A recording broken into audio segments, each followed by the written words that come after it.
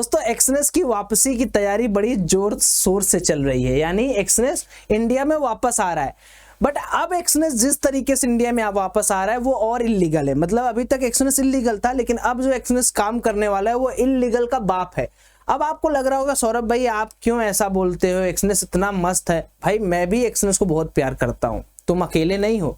But अब यहां पर एक पॉइंट समझो, तुम कब तक इलीगल खेल के पैसा कमा लोगे। मैं मानता हूं कि हमारा और आपका ये लड़ाई कि भाई हमारे पास जो इंडियन ब्रोकर्स हैं वो ज्यादा पैसा ले रहे हैं, ज्यादा उनको टैक्स देना पड़ रहा है, ये सब सत्य है। लेकिन ये बताओ आप जिस देश में हो, जहां की रोटी सब्जी दाल चावल खा रहे हो, वहां का जो टैक्सेशन सिस्टम है या तो आप उसको फॉलो करोगे या तो नहीं फॉलो करोगे। इन दोनों में से एक ही ऑप्शन आपके पास है, या तो आप स्ट्राइक धरना करने बैठ जाओ। लेकिन अगर आप इस वीडियो को इस बेसिस पर देखोगे कि सौरभ भाई नहीं बटरिंग कर दे कि नहीं यार तुम तो ये यूज करो, तुमको नोटिस नहीं आएगा, तुमको कोई पकड़ने वाला नहीं है, तो वो मुझसे नहीं हो पाएगा। भाई आप आज भी एक्सनेस करो भैया, आप कोई और फॉरेक्स करो, मैं मना नहीं करता हूं किसी को। बस मेरा काम एक यूट्यूब वीडियो के माध्यम से आपको समझाना है कि देखो ये चल रहा है, बाकी समझदार तो आप खुद हो। आप ऐसे तो हो नहीं कि आप पढ़े लिखे नहीं हो। अब बहुत सारे लोग कमेंट में आ जाते हैं कि अरे यार ये है वो है, सौरभ भाई एक्सनेस को क्यों ऐसा। भाई मैं इसी को नहीं बोलता हूं, बहुत सारे ऐसे ब्रोकर है जिनको भी मैं बोलता हूं। एक चीज समझ लो, मैं वीडियो बना रहा हूं, पूरी देखो, पूरी देख लो, पूरी समझ लो, उसके बाद आपकी जो भी इच्छा हो, ट्रेड करना हो ना करना हो आपके हाथ में। भाई आपका पैसा आपके हाथ में। पहले समझो एक्सनेस इस समय ना तो एक्सनेस का ऐप आपको प्ले स्टोर पर दिखेगा, ना ही आपको ऐप स्टोर पर दिखेगा। यानी एक्सनेस का ऐप आपको कहीं पर भी नहीं दिखेगा। इसका मतलब क्या है कि एक्सनेस अपने आप को पूरी तरीके से रिडिफाइन कर रहा है। अभी तक एक्सनेस जितने लोगों को ऑनबोर्ड कर चुका है इंडियन यूजर्स को, वो सभी लोगों को एक नोटिफिकेशन आया होगा। वो नोटिफिकेशन कुछ इस तरीके से है, your personal area is moving. आपका अकाउंट और पर्सनल एरिया उनके लिए होता है जहां पर आप सारी चीजें अपना डिटेल्स देख सकते हो। अकाउंट वो सब है जहां पर आप ट्रेड करते हो। ये सब मूव कर रहे हैं, being transferred to another Exness entity.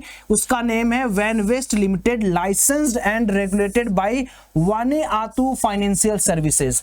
सबसे बड़ा झोल दोस्तों यहीं पर है। इसके पहले एक्सनेस किस पर्टिकुलर लाइसेंस के थ्रू ऑपरेट कर रहा था? साइप्रस का।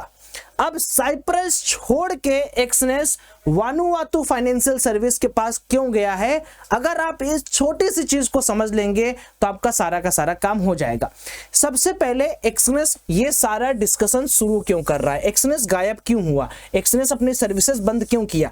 कोई सर्वर फर्वर इशू नहीं है। इतने पागल मत बना करो यार, तुम इतने टैलेंटेड हो कि तुम्हें ये चीज समझ में आए। कोई सर्वर इशू नहीं है। इशू क्या है? इशू ये है कि गवर्नमेंट ने पूरा हिसाब किताब मांगा कि भाई कितने लोग हैं आपके साथ जुड़े हैं, कहां से पैसा आ रहा है, कहां पैसा जा रहा है, डॉलर में कहां कहां कमा के दे रहे हो, कितने लोगों को कमा के दे रहे हो। दूसरी चीज, गवर्नमेंट ने बोला कि जो आज तक तुमने ब्रोकिंग लिया हुआ है, जो भी चार्जेस लिया हुआ है, उस पर हमको क्यों टैक्स नहीं दिए भाई? 18% टैक्स क्यों हमको नहीं दिए? क्या कर रहे हो? बाइबिट से मांग लिया मैंने, उससे मांग लिया, उससे मांग लिया, आप क्यों नहीं दे रहे हो?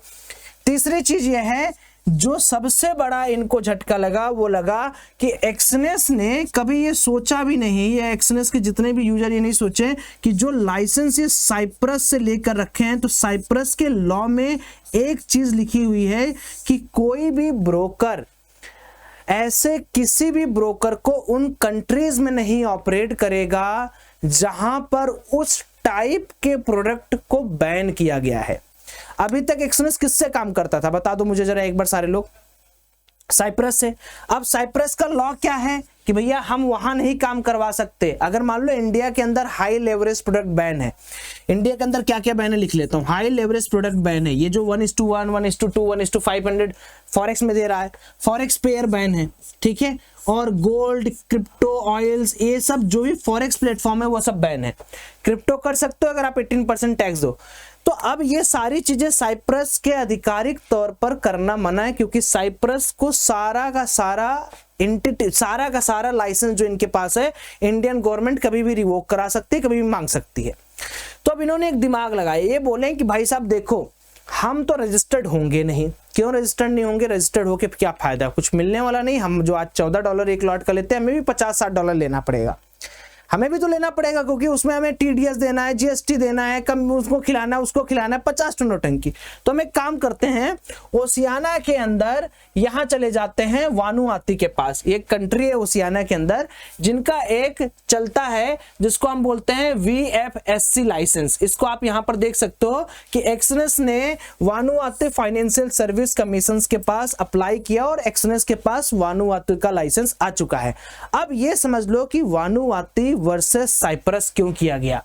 इतना तो समझ में आ गया तुम्हें कि साइप्रस के अंदर रहते रहते इनके पास एक दिक्कत ये थी कि इनको डिटेल्स देना पड़ता। लेकिन अब यहां पर एक चीज आपको समझा दे रहा हूं मैं कि आगे क्या होने वाला है, किस तरीके से एक्सनेस काम करने वाला है। तो पहले यह समझ लेते हैं कि वानुआतू में काम करने के साथ साथ एक्सनेस को क्या फायदा मिलने वाला है। चलो समझने की कोशिश करते हैं। तो दोस्तों अभी तक एक्सनेस जो पूरा का पूरा काम करता था वह साइप्रस के लाइसेंस से करता था। साइप्रस का जो रेगुलेटरी फ्रेमवर्क है वो गवर्न होता है CY6 से, जैसे अपने अंदर सेबी वगैरह है ना, उसी तरीके से इनके पास है। इसका मतलब होता है कि साइप्रस का जो सिक्योरिटी एक्सचेंज कमीशन बोर्ड है उसके अंदर एक टर्म है EUMIFID फ्रेमवर्क। इस फ्रेमवर्क के दौरान साइप्रस ये चीज बिल्कुल डील करता है कि KYC होनी चाहिए। कोई भी व्यक्ति अगर किसी भी प्लेटफॉर्म को, चाहे इंडिया में करो, चाहे बांग्लादेश में, चाहे नेपाल में, चाहे पाकिस्तान में, आपको ये चीज देना होगा। दूसरी चीज, इनके लॉ जो है उनको आपको फॉलो करना होगा कि जिस कंट्री में अगर कोई चीज बैन है तो आप साइप्रस का लाइसेंस लेके उस कंट्री में ऑपरेट नहीं कर सकते हो। अभी तक एक्सनेस ऑपरेट किया, ठीक है भाई, कोई बात नहीं। जब गवर्नमेंट ने प्रेशर वगैरह किया होगा तो अब दूसरा कर रहे हैं। उसके बाद इनके पास सिंपल है कि अगर आप किसी भी कंट्री के अंदर लेवरेज्ड प्रोडक्ट दे रहे हो तो उस कंट्री की प्रॉपर परमिशन आपको चाहिए, क्योंकि हर जगह देखो लीगल तौर पे लेवरेज प्रोडक्ट देना आसान नहीं है। तो अब इन्होंने इन सारी चीजों को हटाने के लिए सिंपल क्या किया, एक मैसेज डाल दिया। क्या मैसेज डाला कि इंडिया वालों हम क्या कर रहे हैं, हम ऑन बोर्डिंग बंद कर रहे हैं। ऑन बोर्डिंग के साथ साथ आप क्या कर सकते हो, जो पुराने ओल्ड क्लाइंट है वो अभी भी ट्रेड कर सकते हैं।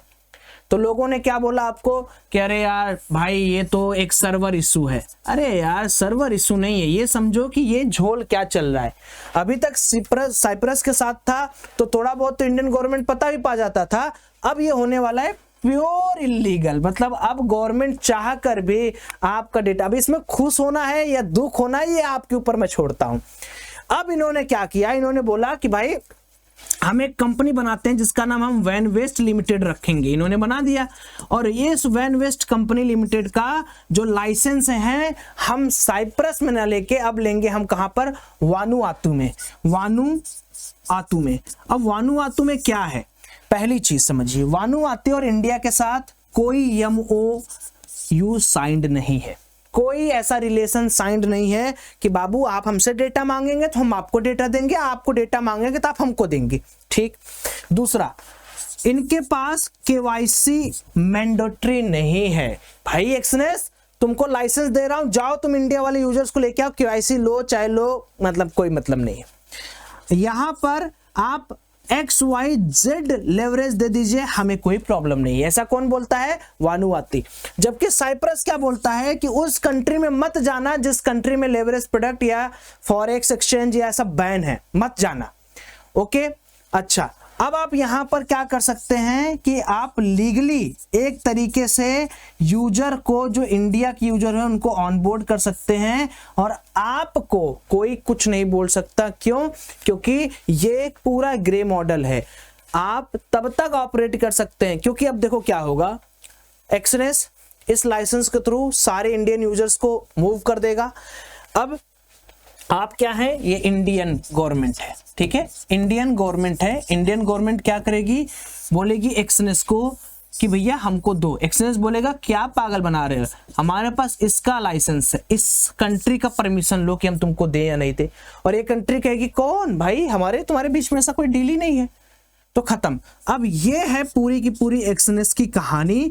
अब देखो इंडियन गवर्नमेंट किस तरीके से और आपके साथ कांड करेगी वो तो देखना है, बट इंडियन गवर्नमेंट चाहेगी तो यहां से लाने लेके आपके ऊपर नोटिस निकालना, आपके ऊपर छापा मारना, आपके एक्टिविटी को ट्रैक करना, इन तीनों तरीके से आपके पूरी history, geography, politics science, map, भूगोल, मानचित्र सब आपका निकाल सकती है।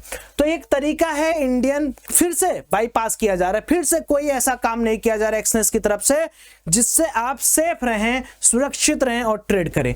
मैं आज भी एक बात बोलता हूं और कल भी मैं एक बात बोलूंगा, एक्सनेस बुरा नहीं है दोस्तों, ट्रेड करो, दबा करो, वो आपकी मर्जी है। आप लोग ये मत कमेंट करो सौरभ भाई, बट जो चीजें आपको मैं दिखाया उन चीजों को देखकर आप क्या कमेंट करते हो उसका मुझे इंतजार है कि आपका इंटेलेक्चुअल माइंड क्या सोचता है आज के इस वीडियो के बाद। बाकी एक्सनेस की पूरी कहानी आपके सामने है, डिसाइड आपको करना है। और मैं चाहूंगा हर एक भाई लोग इस वीडियो को शेयर कर दे ताकि इतनी डीप नॉलेज जो मैंने आपको दिया वो सब तक पहुंच जाए, और ट्रेड करना है न करना आपकी इच्छा है। धन्यवाद, बाय बाय।